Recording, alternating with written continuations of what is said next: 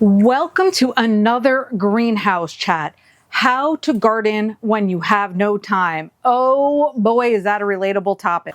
But here's the thing, gardening doesn't have to be all consuming. We can still have a beautiful yard even when we feel like we don't have time to work on it. So let's get going. Hi you guys, this is Nicole from My Carolina Garden. My garden is located in growing zone 8B and I am in southeastern North Carolina. I have to admit to you that I choose the gardening topics that we talk about in these greenhouse chats based on things that I truly believe in, things that I'm experiencing, things that I feel like you all as the gardening community would get the most out of. Like, that's the point. Let's talk about things that really matter to us. And as busy people, having a lack of time or the feeling that we're lacking time is so real. So let me first of all tell you that I think I have a beautiful garden, but I work full-time outside of the house, not as a gardener or as a YouTuber, and I still find the time to put into my yard to create the look that I want because I prioritize it. So oftentimes I feel like in life, you will do the thing that you prioritize most. You'll take care of what you feel needs to be taken care of. Now, I'm also a mother. I am also a wife. I have a family and a household that I take care of. Those things are very high on my priority list at the tippy top, but probably after my family and my home is my garden. And then almost every other thing, I'm like, I'll get around to that. But gardening, let's go. So let's get real right now and bust the myth that there is a perfect gardener. There is no such thing as a perfect gardener. And let me tell you that you don't need to spend all day, every day out in your garden for it to look awesome. You don't. You absolutely don't. The reality is it is not an all or nothing job. And the thing is, we as gardeners are there to enjoy whatever kind of time we get in the garden. So even if we only get 10 minutes a day out in the fresh air, out in the sunshine, 10 minutes a day is like sanctuary time. That's like meditation time. That could be all you really need to make your garden look awesome. So let's get into some more specifics here. If we're thinking that maybe only 10 minutes in the garden each time we get to be in the garden is enough, that means we should be coming up with a little list here of some time-saving hacks for garden activities. Ways that we can save time but still get done what we need to get done. So let's think about planting some low-maintenance plants. Now, I like low-maintenance plants anyway. If they're way too fussy, I really don't want them in my garden. That's just the way I am. But let's generalize for everybody else. What does it mean to have low-maintenance plants? Well, one of the things we can think about is planting perennials over annuals. So perennials are the plants that are going to keep coming back for us year after year, whereas annuals, we have to plant them every year, right? So if we have perennials and they're just there to do their thing and they're going to come back every year for us, that saves us a heck of a lot of time planting up new plants. Let's think about some flowering plants like black-eyed Susans or coneflowers or lantana that are perennial plants that have gorgeous blooms. They get bigger each year and they're perennial. How about if we could water a little bit less because watering takes so much time? Well, why don't we look for some drought-tolerant plants that don't need to be watered as frequently? Like maybe Mother Nature's rain, whenever she gets around to it, is going to be enough for these drought-tolerant plants. We're talking about sedum. We're talking about Russian sage. Let's look into plants like that that don't need our watering by hand all the time, if that's something that we have to do as a gardener. Why don't we think about planting self-seeding plants that are maybe going to take up more room in our garden, edge out some of those weeds perhaps, but just kind of fill in spaces and gaps so we don't have to go out, buy more, plant more, and spend more time doing that. Maybe things like poppies or larkspur or blanket flowers. Or let's think about things that are like even ground covers that are going to be just taking up more space themselves. Things like creeping moss phlox, or how about lemon coral sedum? Anything you can think of that's a ground cover. Maybe a juniper, a beautiful evergreen juniper that just likes to spread out and take up space. Or how about we have some shrubs that are slow growing, like let's say a boxwood, that we don't have to worry about trimming all the time. Some shrubs get crazy and start shooting off these new shoots, and you got to make sure that you're manicuring these shrubs just to kind of give them a little bit of an orderly look. But a boxwood, for example, you don't have to be fully hands-on, and the shrub will get bigger over time, but you don't have to worry about trimming it all the time. So with the right plants, you can have a thriving garden without having to maintain it all the time. Here's another thought. Designing your garden in a smart way means upfront planning to get that designing done, but it is going to save you oodles and oodles of time in the long run. Some of the things I'm talking about here: mulching. I mean, a nice, beautiful, thick layer of mulch can help keep those weeds down. That's number one. And number two, can help maintain the moisture inside of your soil so that your plants feel happy, they're staying moisturized, and we don't have to worry about those weeds constantly popping up. I am a firm believer in keeping my gardens mulched. I do like it aesthetically, but I really also feel like it's a help in the ways that I just mentioned. The biggest time-saving thing that I think I have ever done was installing drip irrigation. Now, I've been a gardener for 25 years, and I only installed drip irrigation last year. So trust me when I say I am very in touch with the feelings of being a hands-on gardener who has to do all of that watering. And when you have as many flower beds as I do, I spent over an hour and a half every time I watered by hand with these hoses.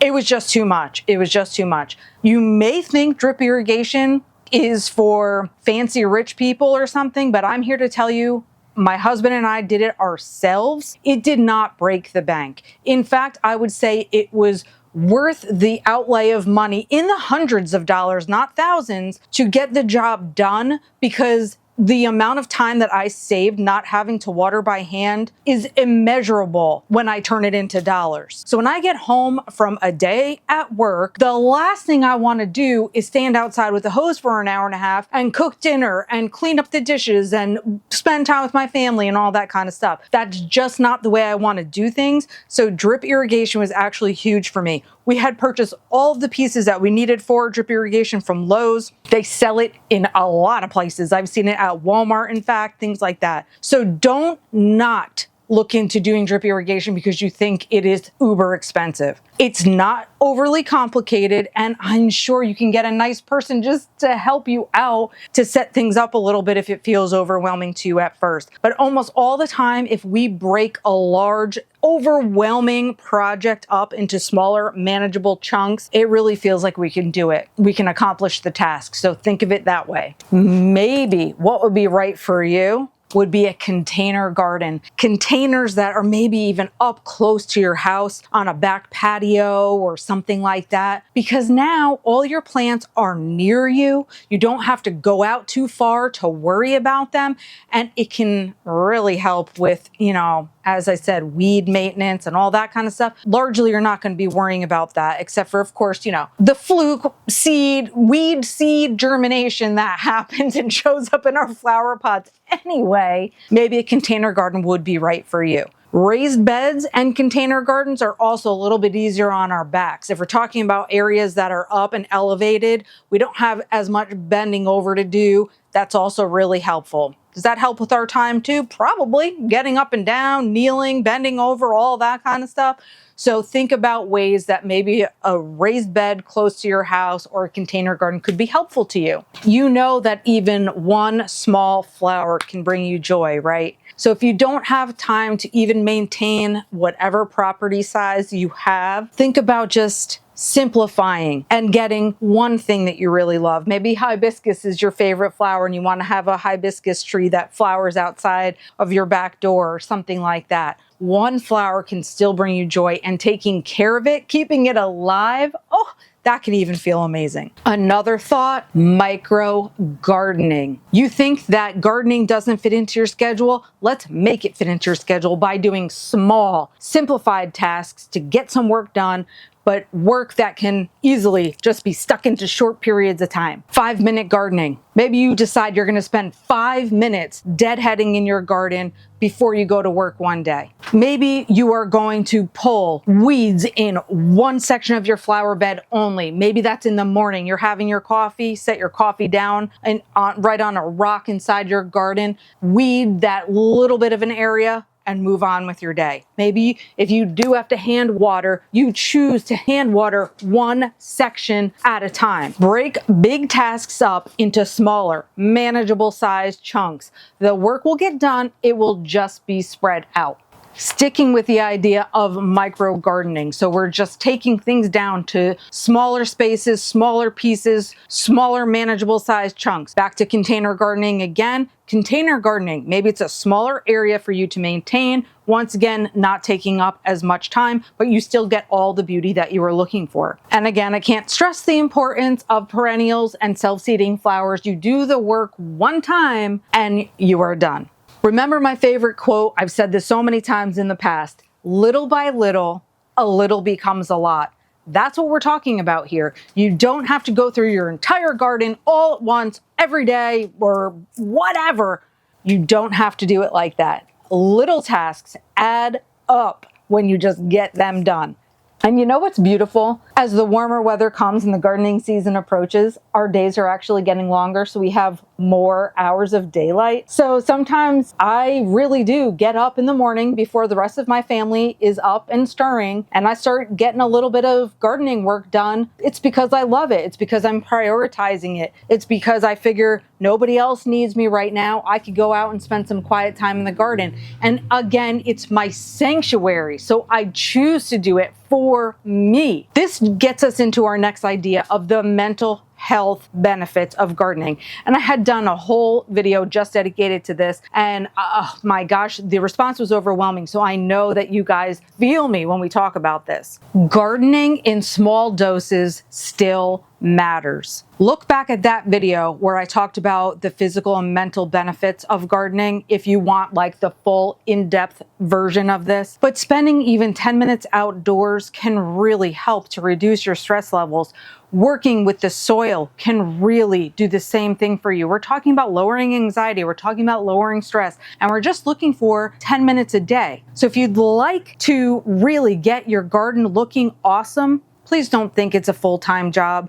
As I said, I work full-time, not in the garden. But I end up prioritizing these small tasks pretty much daily just because it makes me feel really good to spend time around my plants and have my hands in the dirt. After all, gardening isn't just about the plants, it's how it makes you feel.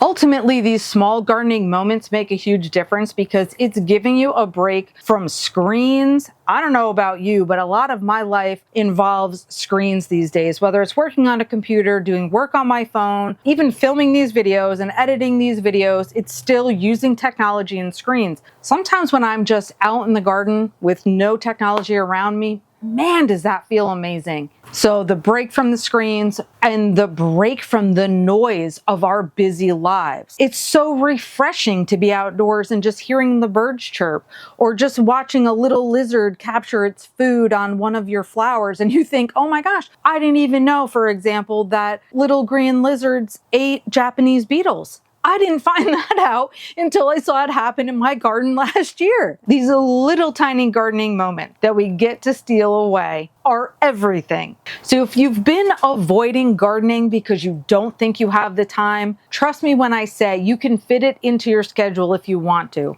So if it feels like you want to prioritize your garden or have some beautiful flowers or nature to enjoy, you can fit it into even a very busy schedule. As a parent, as a spouse, whatever it may be, you can do it, because even a little bit of effort goes a long way to creating something beautiful.